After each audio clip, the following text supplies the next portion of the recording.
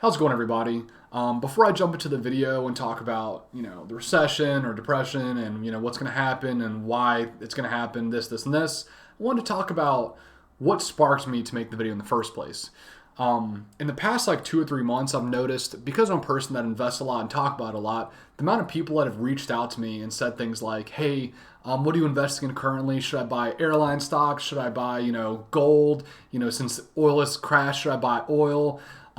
Just talking to me about the market, it's coming. The messages are coming in at unprecedented levels. Like family members, work colleagues, people I haven't talked to in years, friends, just stuff like that. It's at levels I've never seen before. And so I wanted to talk first about, how much has that actually been happening? Is my life kind of an anomaly? Is it just me specifically? So down the rabbit hole I go. First place that I ended up, I saw this article, the coronavirus-driven gold rush. Starts out by talking about these key points here. Having been conditioned for years by financial pundits to see the next recession as their opportunity to get rich after largely missing out on 11 years of a surging bull market because of the Great Recession, young people are viewing the coronavirus-driven stock market crash as their golden ticket. So back to 2008 when we saw that kind of spike on the Google Trends, we saw that people, probably jumped to the market and they saw when times are bad, the only way to go is up. Okay, so they saw how much money people made after the Great Recession. So people are thinking now, you know what, this is my time to go in. It's a great idea, actually. For the most part, looking hindsight to 2020, because you see the bottom, form at a certain time, and you're like, I could get into that bottom. Okay, the problem is we don't know when the bottom is, but we'll get into that later. So finance apps have seen a 55% growth in usage time from the end of 2019 to the week ended April 18, according to new data from App Annie. TD Ameritrade reported a record 608,000 new fund accounts in the first quarter and more than 3 times the number of users in March compared to March 2019. Brokerages like Schwab, Fidelity, and E-Trade also reported record new users. Okay. So people are flooding in. All of these people, I want to add, are new investors, or as I like to call them, weak hands. New investors who have not been burned yet, who are fresh and only, all they see is dollar signs. They haven't been wrecked by the market yet, okay? They have weak hands. These people are fickle, okay? The first time I lost money in the market, it might have been, I was really heavily invested in biotechnology in my 19, 20 years old, around that time. First time it started plummeting, I sold right away. Emotion drives you when you're a new investor. So these people that are crowding into the market right now, right when things get bad, they're going to freak out. All right, so for the rest of the video, I'm going to be just kind of diving right into it and talking about why I think this next economic downturn is happening and why basically what we've seen and what a lot of people think is a V-shaped recovery, it's actually more of a dead cat bounce, and why we're going to be moving into this kind of a longer-term recessionary depression kind of period. I'm going to try to stick to as much data as I possibly can without giving too much of a subjective opinion of mine, because I'm definitely a bear and not a bull for the next upcoming quarters. All right, so where I want to start this off is the Treasury yield curve. So what I have is the historical 10-year and 1-year spread on the Treasury yield. And what this essentially means is every single one of these recessions, or the past 7 recessions at least, have been preceded by the inversion of the yield curve. And to break that down, there's, let's say, a 10-year Treasury and the 1-year, okay? These are essentially bonds that investors pick out, as the market picks out as a whole. So whenever we expect a economic downturn of sorts in the future, these will change, okay? So the 10-year, because you have generally a longer period of time that you invest the money for, you're rewarded for it, okay? So the longer the time that you want to keep the money in the bond for, you should get a better return on it. But what happens is when that economic downturn is coming, the premiums will increase on these. So the demand for the 10-year goes up so significantly that it actually becomes less than the 1-year yield. Okay, so these happen naturally before every recession. Okay, the only time messed up I think is once in the past 50 years. Okay, so this is the first thing that I want to talk about, because when you do see, especially institutional investors getting afraid, there's usually reasons for that happening, okay? So the first one is the inversion of the yield curve. It happened most recently, so we can go right here, around May of 2019, okay? And when it does invert, it generally doesn't happen right away. You have months and months until really you see a recession happen. So it's not like it'll happen like a week after. It's not like what happened right away. Generally, you'll see it going back up, and these gray areas on this chart is economic recessions. So you'll see right here, as an example, this one happened around, like, let's say January 1989, and then the recession happened around December of 1990, and so on and so forth. The most recent one, being around 2007. So it inverted in 2005, and then the recession started happening in 2008, okay? So generally, doesn't happen right away, but they're pretty good at calling for it. So here we have the Fed balance sheet and total assets. As you can see, as the years before, slow increases over time in like the early 2000s. And this is under trillion. So this is denominated in millions, so we're at about 700 billion. And then towards the Great Recession is when the number kind of spikes up. And this is due to the Fed basically purchasing securities and essentially flooding the market with money. Quantitative easing, as they call it. And so this number has just increased dramatically over the next 10 years or so after that. So we've gone from just under a trillion and all the way down here up to, which the most recent is April 22nd, 6.5 trillion. At this point, it is it's another month. We're probably at 7 trillion now. We're getting exponential up here. So when you see an exponential rise like this, when it's like a straight line ahead, a lot of what you're going to be seeing is straight lines ahead because of this crisis that we're in. So all this does is it basically puts a lot of pressure on the U.S. dollar. But yeah, we've never seen it like this before. We are at levels that basically we don't even know. I mean, we can't even. Well, I don't think we can even look back in history at anything like this because this type of Fed balance sheet is insane. And what a lot of people do and ask is like, okay, well, I mean, we spend more money every year and it accrues over time. I mean, it's natural. Well, you adjust it to the GDP. So the federal debt essentially adjusted to the percentage of the GDP has grown dramatically since the past 50 years or so. So let's say here it was in 1970 at 35% of GDP. Okay, we've simply just gone up since then. So in the 90s we've gone up to 65%. Went back down until the next recession where it goes up. Generally these tend to move up with recessions a little bit. So past 1990. We got into the 2000s. We actually went down a little bit. And then after the dot-com boom, we went up. So this is where it really, really gets tricky. From 2007, we've gone above 100% of GDP in terms of federal debt. So that, once again, also unprecedented. I can't recall any time in history that this has happened. This doesn't go back far enough to the Great Depression, but this, like I said, we haven't seen something like this in quite some time. So what we have here is the Industrial Production Index. Pretty self-explanatory. It's what our industries produce. Okay, so basically we have just small swings during the recessions here. You can see over time. This is from 86 all the way till now.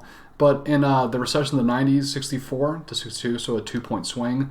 Another swing here during recession of about 3 points. Then during the Great Recession, we see another, the largest one, from about 105 all the way to 87. So you can see how they all coincide with these recessions. Here we see a drop most recently from 109 to 103, bigger than the other swings here from the dot-com era in the 90s. Only time will tell what the next one is. It stops at March, so we have a few months kind of remaining, a couple there that have been left off because they haven't got that information fully yet, but we'll see how that goes from there. So here we have real GDP, something a little bit that people are more familiar with. The most current one in April, I believe end of April, was released as negative 4.8, as we can see here. They coincide with these recessions pretty well. Generally, the trough is at the bottom point of a recession. So the 50s, -10. Here we have in the 70s, it got as low as -4.8. 1990, -3.6. Great Recession is a large one, -8.4. And so on. The dot-com era was -1.7. So ours is very, very decent size. Generally, we'll see, where it goes from here. There's usually just kind of one big spike. But it's bad to see, when you have two.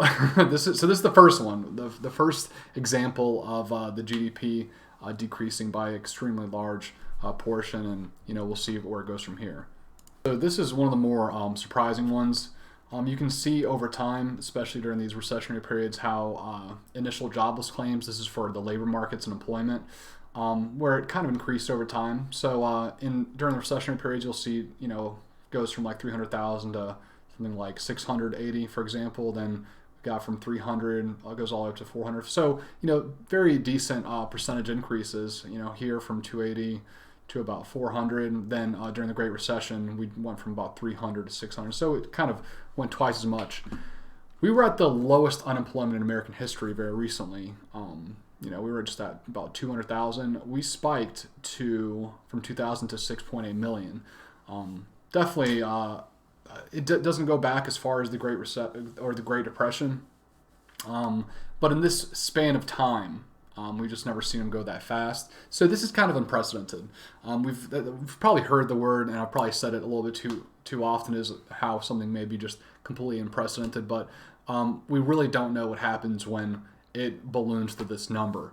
What I think will happen is people will not go into the workforce as easily as the market believes it does. So I think a lot of people, especially the public, think they're just going to go right back to their jobs. Because we're in a recessionary period, a lot of those jobs are not going to be rehiring. Okay, profits are going to be down on a wide basis, except for certain other places. Amazon's hiring. They've had a good time during the recession, but for the most part, in the broad market, I don't think it's going to be as easy as people think it is. So this number, I think it won't stay like if we move in a little bit, it's gone down back a little bit. So it spiked, then kind of returned. A lot of this has to do with the CARES Act and how different corporations have dealt with it. But definitely, don't want to mention again, but unprecedented. We've never seen this before. Here we have the unemployment rate. We're at 4.4 from March. It's probably going to, I believe it's gone up since then, just from what I'm getting. Of course, nothing's official until it's on a lot of these Fed websites to me. But we see a large spike here.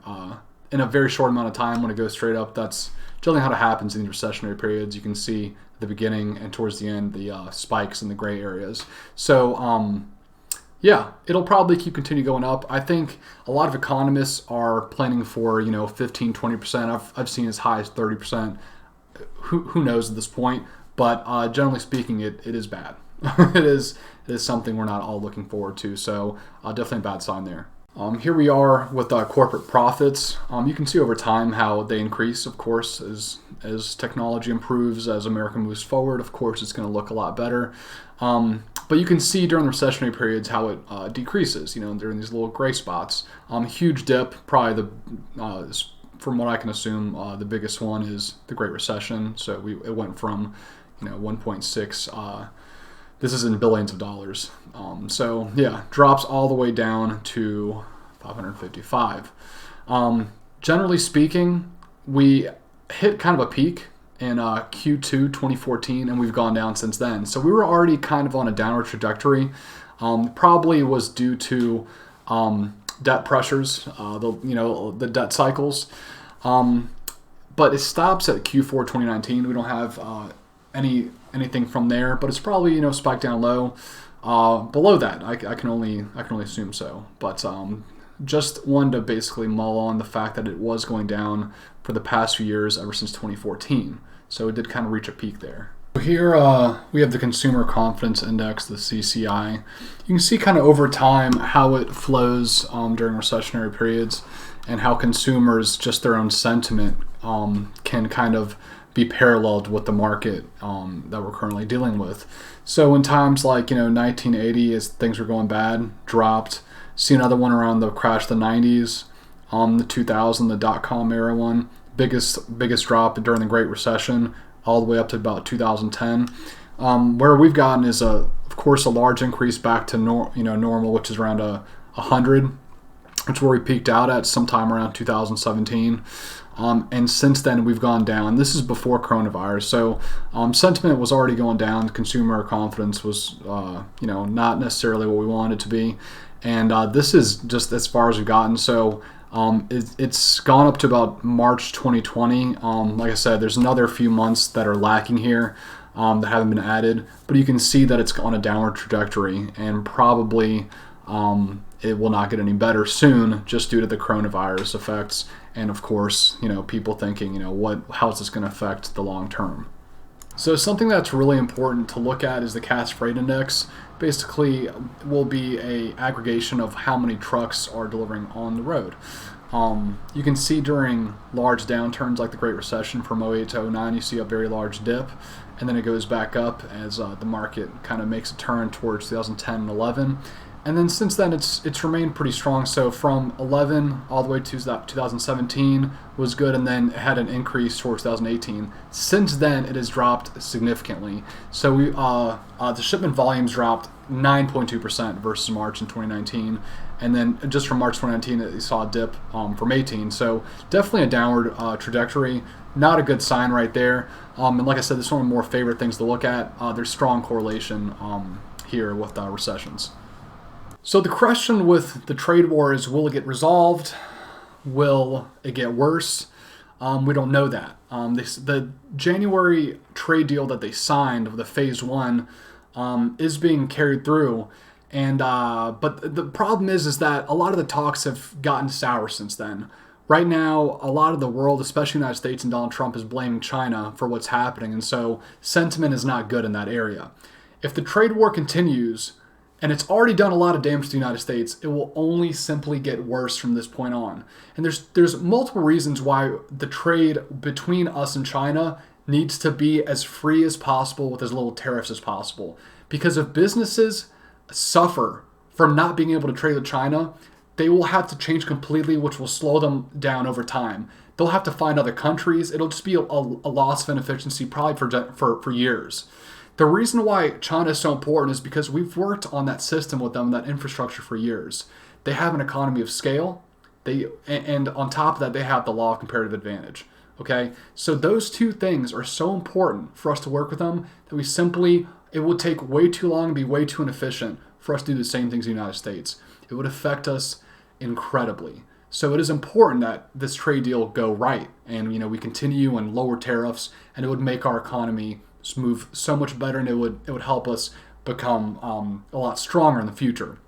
But I don't think that's going to happen. Things are escalating to the point where it's getting very, very bad, and it's going to be a boon to our stock market from that point on because of it. And we haven't seen the entirety of it yet, but slowly over the next few quarters, we're going to feel the pain of it. And because of the bubble that's waiting to pop, people are thinking to themselves, where else can we put this money?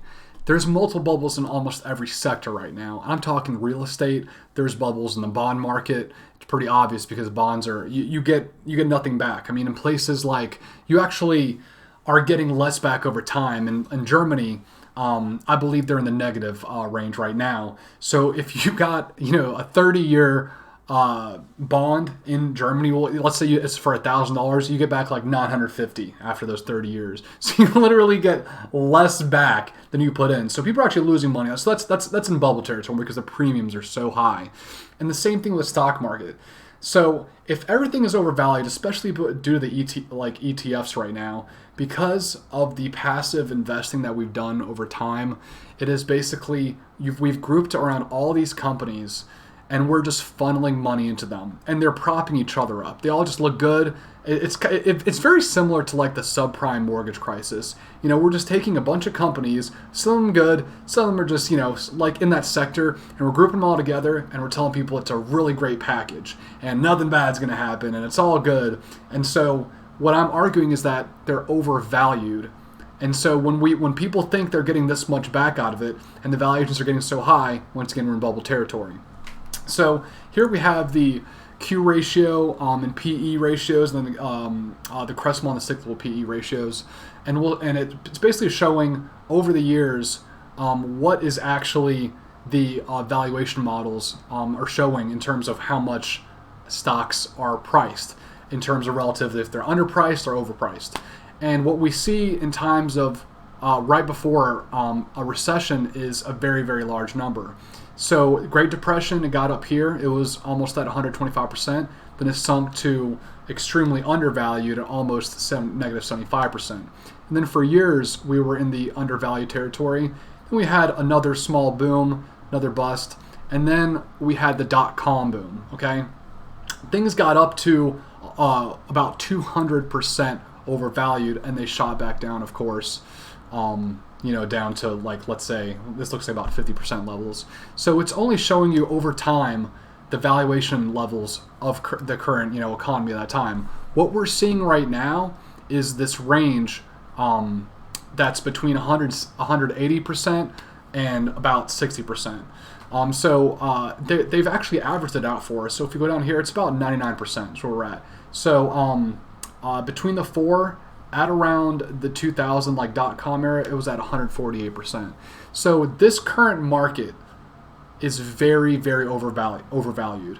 We've overbought most of these companies, and like I said, people don't know where to put their money right now. Bonds are expensive, stock market's expensive, home prices are back to the prices we saw during the Great Recession. So we've created these bubbles yet again, and like I said, because those bubbles are there and because we have nowhere to put our money, the question is, what can we do, moving forward? So now I want to talk about corporate buybacks. They've been happening at unprecedented levels in the past few years. Just since 1999, they were at about $150 billion overall. It grew up until the Great Recession, then went back down to normal levels, so around $150 billion per year. It has skyrocketed up until the point of 2019, almost towards $1 trillion a year. So why would a corporation buy back their own stock? It makes it look nicer and inflates the price. So instead of dividends, what we're seeing more of, instead of just paying people per share, what they're doing is just making it a higher share price in general. So if you have, let's say, issued, we'll use a small number, 100 pieces of stock, and those people, once you went public, like 90 of them were given out. So when you have a year that's prosperous and you have extra money, you buy back that stock and you change that number from 100 to 90 shares. It makes the shares, if anything, a smaller amount of, it increases demand for it. And what it'll do is it'll increase the price of the overall stock. Okay, so essentially they're just increasing their own numbers by making the share of the pie smaller. It helps the C-class associates look like they're helping the company. The price are going up over time. But what's happening on top of that a lot of people don't realize, is that they're doing it with leverage. So the amount of leveraged stock buybacks has grown, to levels that we've never seen before too. So both unprecedented buybacks and then the leverage that they're using it for. So the money that corporations don't have, they're using loans to buy even more of their own stock. And so the issue is, over the past, since the Great Recession, we've grown so much in terms of the stock market that we have a number that is extremely inflated. I think it's a bubble, in my opinion. And so what happens is, if you do buybacks, if you buy, like, let's say, essentially take out $1 billion, or however much, let's say it's $1 billion, and you buy back your own stock with that $1 billion you used will go into your stock. So let's say it increases the price of your stock from $10 to $15. We're just using basic numbers here. So right now you're at $15 because you inflated artificially the price of your stock. And so the momentum's going up, and more people believe in it, and it pushes the price up more, and your company's doing well, and it pushes the price up more, and then you're buying back more stock. The issue that creates is that once you're inflated to an extremely large number, you've created a bubble that's way too high. And especially if you keep buying back your own stock. If that crashes, you've lost essentially all of the value that you've put into it, or a large part of it, especially if you were leveraged, if you used a loan to do so. And that's why they're stopping during the CARES Act and during the coronavirus. They're making businesses promise to not do that. especially because if things get really, really bad, so they don't inflate the price even more and so it can drop even more, because they won't be able to pay that back, especially if they become insolvent because of a time like this. So coronavirus on top of buybacks, it's just essentially a bubble that's waiting to pop. So what's going to be the straw that breaks the camel's back? Who knows? If I had to guess, there's a few things out there. I think the fallen angels of the bond market, it can cause kind of a cascade effect. The triple B rated bonds that are going to get downgraded, as they call, the fallen angels, that can definitely escalate into something really, really badly. The swap lines we have all around the world, the United States basically, with our dollar, we don't have it currently with China, so I think they're going to pressure us back with that. So the bond market, I think, is a really, really big risk factor right now, especially if the rates increase substantially. Then you'll see really, really bad things coming out of that. On top of that, we can't really fight a recession very well because interest rates are so low. So generally, when we lower interest rates to fight recessions, we want people to spend more. We want people to take out loans. We basically want to be able to fight that with more money. We essentially can't go down any further. But what can actually happen is we can go into negative rates, which has never happened in the United States history. And from that point on, it's the Wild West, man. I mean, no one knows what's going to happen. Since we've never done it, we have I don't know of any models that have taken that into effect. Maybe I'm wrong, but if we go into negative rates, like I said, another thing that's just simply unprecedented. It will be. I don't think anything like this will ever happen again. I think this will change the world pretty substantially. But yeah.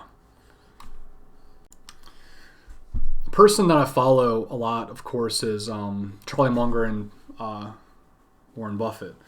So people I follow because I'm a value investor at heart. Warren Buffett's sitting at the highest, the largest amount of cash that he's ever sat on. Okay. And he's doing that because he doesn't trust this market. He thinks, just like I do, that everything is overvalued right now. So he's just sitting on it. And one of the bets I'm going to make on this video is when things go south, which they will, Warren Buffett will be there and he will simply bail out entire companies, very, very large ones, and he will buy them out. So the bailouts, just like it happened before, this is what Warren Buffett waits for. He waits for these periods to where there needs to be an insertion of capital into a business to keep it going, and he will be that lender of last resort, essentially. So Warren Buffett will come out here and he will drop stacks on some companies. He will save some, and it'll be ones that he really, really likes, just like he's done before. So, moving forward, I just want to say none of this that I've said is investment advice. I was just kind of I'm talking about what I'm doing and what my ideas are about America, worldwide, the markets and the coronavirus situation and what's going to currently happen and what I think is going to happen. So none of this might happen, okay? This is just me. It's just, a guy on the internet is telling you what he believes. There's other economists out there that kind of believe the same thing, and I derive a lot of my information from them. So take it with a grain of salt. Once again, not investing advice, but just sharing some information with everybody. So a few key takeaways, some things I might have left out, and that I want to talk about. Just a reminder of the buyback issue. The S&P since 2009 has bought back about $7 trillion worth of stock. Okay, that's number one. Over the last 10 years, airlines have used almost 100%, about 96% of their free cash flow on buybacks, okay? And we're bailing them out. So 96, all their money essentially that they've made, they've just simply bought it back and it crashed. So that's just going back to what I was talking about before. It's just value that disappears. Okay, all that they could have reinvested into themselves, they've simply just used corporate magic to bring it back. After this crash, And because of long-term debt cycle, short and long-term debt cycles, we're going to have years of economic austerity. Okay, so we're going to be buying back, or not buying back, we're going to be paying off loans in terms of the country and people over years. It's going to be a bad few years. You know, the stock market, if it goes up, it won't be like this. We're all used to this bull market. We're not going to see a year of 10%, 15% growth and stuff like that. We're not. Just because of the debt cycle, it simply will not happen that way. Austerity will take place. We will have to pay things off, and we will have to either do one of two things. We'll have to increase taxes. That's number one, which I don't think we should do. I don't think we should ever increase taxes. Or we'll have to lower spending, which we're also very bad at. So the two things you generally do during austerity is increase taxes or cut spending. The spending cut is essentially what's going to have to happen. We're going to have to live very, as a nation, America will have to do this, and to just cut spending for years, you know, and to just everything that we've paid for in terms of coronavirus and the issues that are going to arise from this, it's going to take a toll, you know, on the United States. So what am I going to do about it? How am I going to protect myself? What I'm going to do essentially is I've pulled money out of the market. A lot of people are just going to ride it out. I've pulled some out and I've put it into gold and Bitcoin, to be honest.